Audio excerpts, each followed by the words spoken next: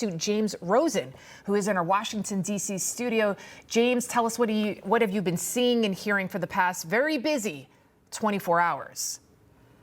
Well, Lydia and Rob, good afternoon. In that news conference we saw at DOD this morning, America and the world saw Defense Secretary Pete Hegseth under fire from so many quarters, widely portrayed as presiding over a chaotic environment at the Pentagon, deliver a rather clear and composed performance outlining what appears to have been a flawless set of strikes last night. At one point, Secretary Hegseth addressed the diplomatic outreach that has followed yesterday's conduct of Operation Midnight Hammer. I can only confirm that there are both public and private messages being directly delivered to the Iranians in multiple channels, giving them every opportunity to come to the table.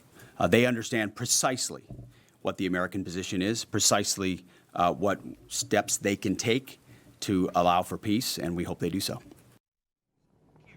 Military aides to President Trump are describing Midnight Hammer as the complex and largest mission ever to involve the B-2 bomber, and the second longest, exceeded only by selected operations that were launched a quarter century ago in the aftermath of the 9/11 attacks.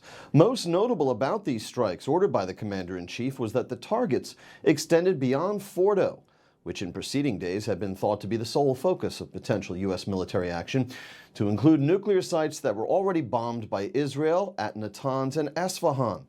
This morning, the chairman of the Joint Chiefs suggested Midnight Hammer had exposed Iran's overall defense capabilities right now to be practically non-existent.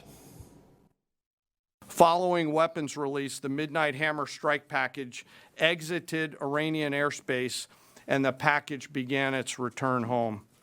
We are unaware of any shots fired at the package on the way out. Iran's fighters did not fly, and it appears that Iran's surface-to-air missile systems did not see us. Senior U.S. officials are making clear, in short, in the wake of the apparent success of these strikes, that they had objectives that went well beyond Iran. This mission was aimed at restoring American deterrence in the Middle East, reaffirming the U.S.-Israel alliance, and drawing a bright red line for future governments that might consider attempting to achieve a nuclear weapons capability through clandestine operations.